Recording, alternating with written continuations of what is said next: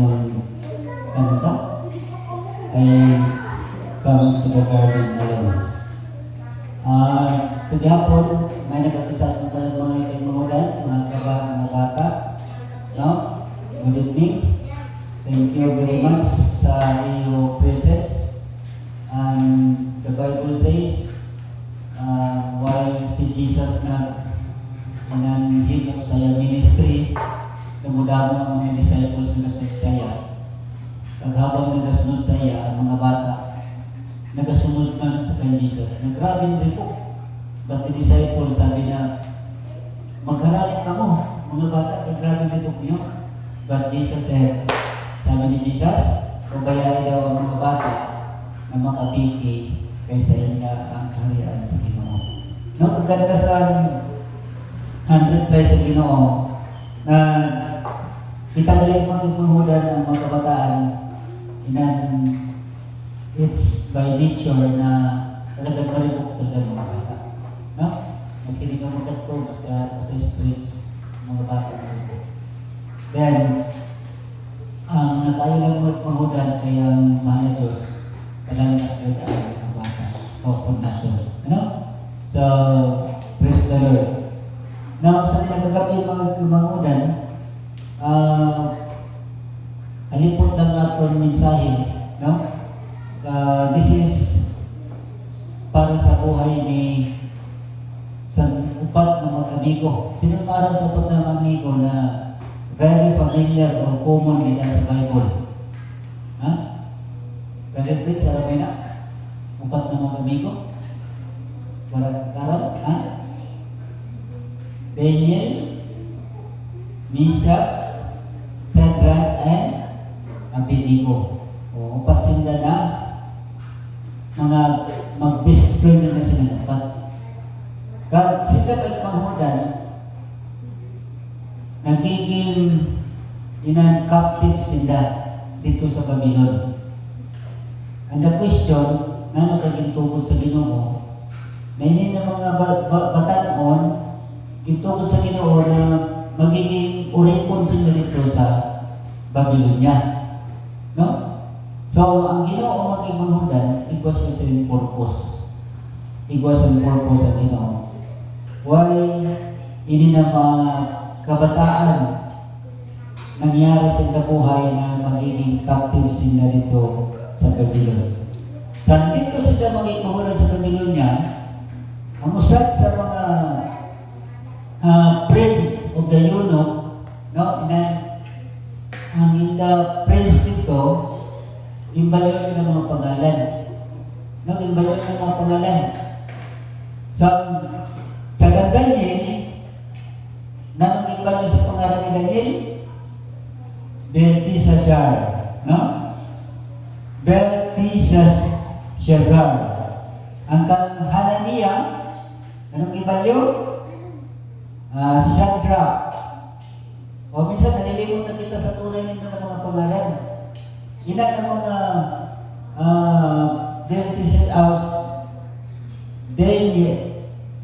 Belteshazzar, Shadrach, Meshach, and Abednego, aman ang inda mga pagan name. No? Habang dito sila sa Babylonia, imbaluan nila mga pangalan. Ay gusto sa hari sa Babylonia, magiging kami puno na sila. No? Babaluan maghudan. So sa kan Daniel, Belteshazzar, kang Hananiah, Shadrach, anto Misael, Meshach, and Azariah, Abednego. O, di ba? Tanda natin nila. Daniel, Hananiah, Misael, and Azariah. Amo na yan tunay na pangalan sa upat na mag-amigo. No? While dito sila mga Diyos, nila mga Hebrew name nila. Pero pagod nila sa Babylon, ibaluan sila mga pangalan. So mga pangudan, ang question, ang mga, nano kaya nangyari na sa inda? Ha? Nano kaya nangyari? So ang sabi nila, sa bata pa sila, gitrain ka sila sa inda mga iloy, sa inda mga parents. No, sa tagtutay pa sila, gitrain na sila kung paano magsunod, mag-alagad sa Ginoo. Kaya, maski ato na sila sa ibang lugar, nagiging slave sila rito, naging kurekon, naman, wala na po na wala ang inyong pagtuon, pag-alagad sa Ginoo. So, that's so happen na si Shadrach, Meshach, at Abednego, because of their faith, dahilan sa kanilang pagtuon sa mga na Diyos, intambok sila dito sa, ingkisa sila dito sa tawag ng nagkakalagkad na lana. But because of their faith, dili sila na luto. No? So, nangalat ang king. Pero sila may panudan na ang Ginoo may purpose na nakakaigin padara sila dito. No? Sabi ni Dave,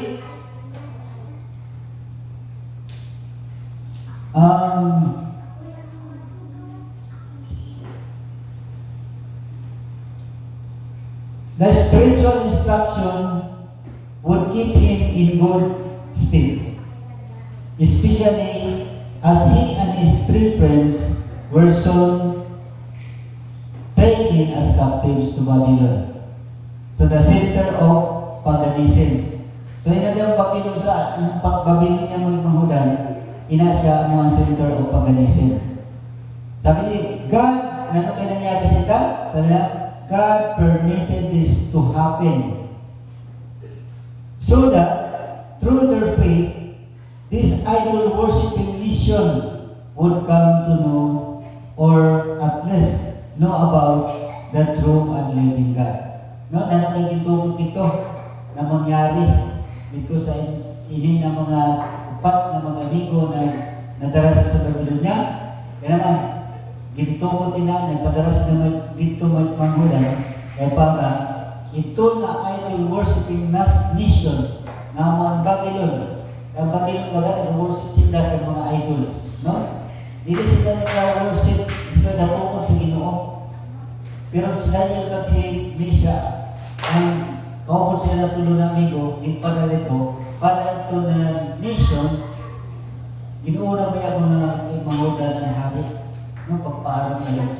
Na ang inda Diyos na din samba, matuon. No? Grabe, no?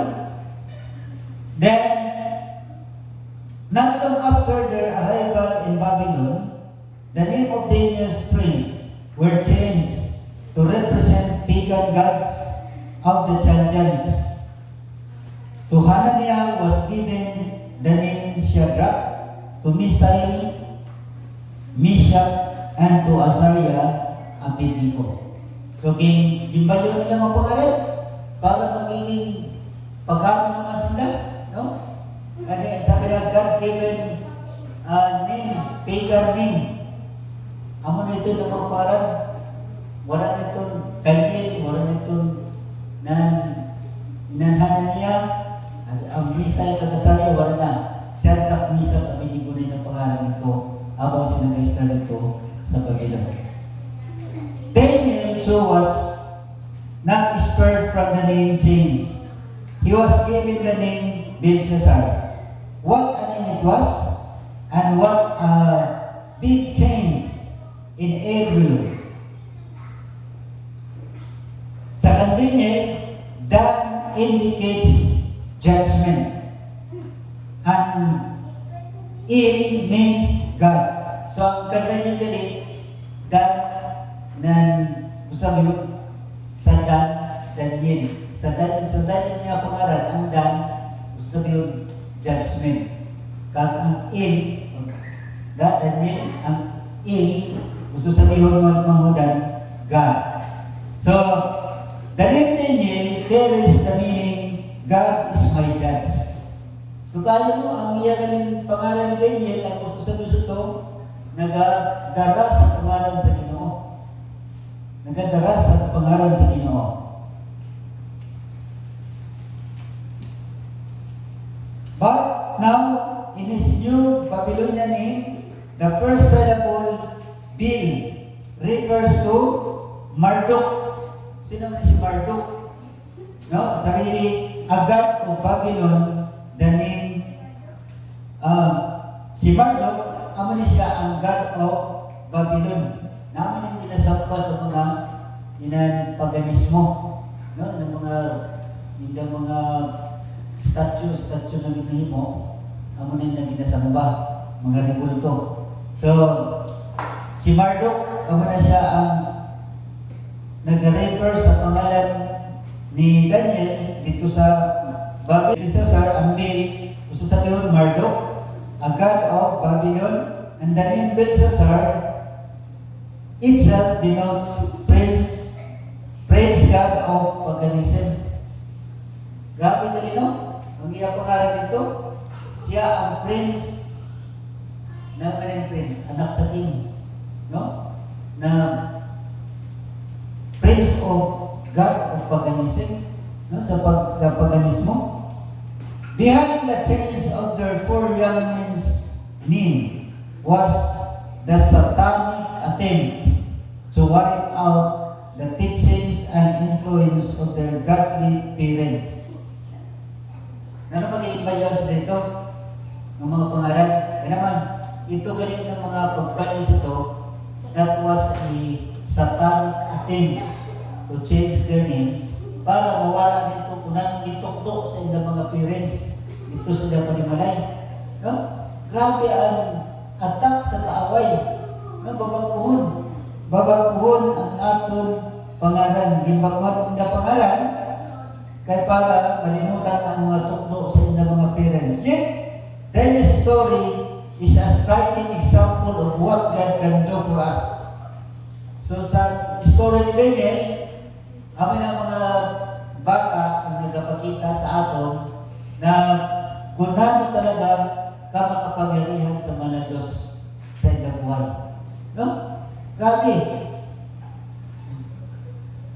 Kung ano ang mahimo sa Ginoo para sa aton. Still ayun, when God called him to be his representative in Babylon and surrounded by many temptations, he nevertheless remained true to the author of his character. So grabe, maski pa nga di na natin makita ba na nangarap ka sa Ginoo, maski tambakan kita sa mga tentasyon, no? Nanak ng mga tentasyon, maski tambakan kita siguro sa mga apple ng mga circles na mga pinakamaganda, no? Si Daniel, grabe tentasyon niya na bato nito, gitambakan siya. Grabe ang attack sa kaaway sa talas, pero naman, sabi ni David, he remained true to the author of his character. Sino author siya character? The Lord. No? Ang Ginoo ang mga author sa iyang ugali. Mas kilala pa, hindi kita magpadala. Minsan nadadala kita sa aton ulit, tapos sa aton kaulit, makamuna kita. No? Makamuna. Pero si Daniel, mas kinano pang tentasyon siya na ako, grabe naman tentasyon sa buhay, wala na siyang matinang. He remained true to the author of his character, which is the Lord. No? The Lord. Then, the final test of each individual's character is yet to come. God assures us victory if we do our part. Amin na tayo din mga God. Kaya kung matindaan kita sa pagsunod sa mahal na Diyos, di ba kita assurance? No? Kung ano ang atong mga plano, ang atong gusto himon sa atong buhay, God has the power. No? Iwa siyang kahong na magkaigwa kita sa kadaugan. Maski mga nano pa ng mga pagsulay ng nag-aabot sa atong buhay. The Bible says, sabi sa 2 Corinthians chapter 12 verse 9, sabi, "Today, my grace is sufficient for thee, for my strength is made perfect in weakness." Grabe ang pangako sa Ginoo sa aton. Kung kita na mag-alagad sin matuod-tuod, no? Grabe ang pangako niya. Dili kita niya pagpabayaan. No, kita sa mga kabataan. Sa nagasunod, di ba? Hindi na ito na arma na may mga panalangin sa Ginoo na gawin sa aton.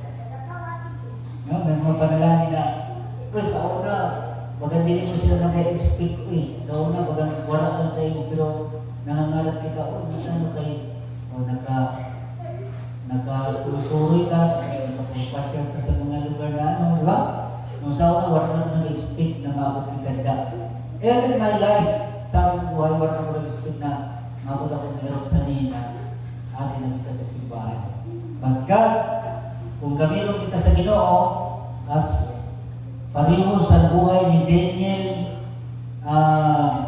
Anania, Azaria, and Amisai, magiging ang atong pagka-ordinaryo na tao, mahimong kita na extraordinary people ka. No? Kaya lang. Ang pangako sa Ginoo, sabi niya, akong grasya, sufisyente. Gusto sabihin sa sufficient, wala sa pagkupas. No? Kita nauubusan kitang kwarta, pero ang Ginoo, dili nauubusan siya suporta kung ano ang atong mga pangangailangan. My strength is made perfect in weakness. Ang iyang pusok habang kita nagaluya, siya may naghatag sa atong si puwersa or pusok sa atong buhay. So like Daniel, our part is to trust God's promises. Pareho kang Daniel may panghudan, ang aton katungod, ang aton ihimuon, magtiwala kita sa mga Diyos. And allow the Holy Spirit to speak to our hearts. No? Atong tugutan ang Banal na Espiritu na mo ang mag-istorya sa aton mga puso. So amin na kayo ang mga maganda na mga message na dapat natin balulon sa aton pag-alagad habang kita magpapaabot sa Ginoo. So, nitas, amin na panundog sa Ginoo na kailangan ka natin maging trust, no? Confidence sa iya. Aton, sabi nga ni, na dili kita magtiwala sa mga tao, but we will put our trust into the Lord. And Proverbs 3:5, trust in the Lord with all your hearts and lean not unto your own understanding. Kita mo yun ng mga bata sa Proverbs 3:5. Proverbs 3:3-5. Trust in the Lord with all your hearts and lean not unto your own understanding. And He shall direct your path. Ang Ginoo magabulig sa nato kung kita maging matinulanon sa ating pag-alagad. Kung hindi natin na-experience God, time will come, God will make us experience all that is the things happens in our life. No? Hindi pa man natin na-experience God, pero mabot ang panahon, sabi nila, ay, kayo na sa Ginoo, kay gitbuligan ako niya. No? So, let's sila mag-magmadan. So, this is our message this evening. Sabi nila, dapat mapariho kita kang Daniel na ang aton ang part na to is to trust God's promises. Na ang pumisa sa Ginoo, buhay na walang katapusan. So, aton na kaptan sa atong buhay ng pangunan. Kag sana po ang Diyos magapadayon sa pagpanalangin ka maghatag sa atong puso kag may panlabas. Padayon kita sa pag-alagad. Kaya ang sabi sa Banal na Kasulatan, makita ko ito tayo na nato na nagbibilang ni Junjun kung pinagkabilong ng simba. No? Hindi lang mo. Kung pinagkabilong ng simba, But the Lord, sabi sa Ginoo, Matthew chapter 18 verse 20, kita nyo sa inyong mga Bible, Matthew chapter 18 verse 20, sabi na, for where two or three gathered together to worship my name, I am in the midst ug 10. O kung may duha lang o tulo na nagasimba sa Ginoo, ang Ginoo ada sa aton kalagitnaan. No? So, pero sina, may John ay nagbilang siya, nakita ko kayo na. No, thank you John, nagbilang ka nun, nano ka na mo. Pero napuna mo kita because kung nabilang ni John, wala niya bilang mga angels sa atong mga side, no, nagaikot sa atong gilid. So ang Diyos magkapakamay sa aton, and before I end, I will I will offer a prayer, a short prayer tonight. So let's bow our heads for a short prayer. Lord, with your grace, help us to remain true to you, despite the temptations that comes our way. Thank you, Heavenly Father, for giving this assurance and being true to us of your promises. Thank you for the powerful Spirit to guide us every day. And please forgive us all the sins that we commit unto you. This all we pray in Jesus' name. Amen. So good night, and once again, happy midweek sa atong tanan.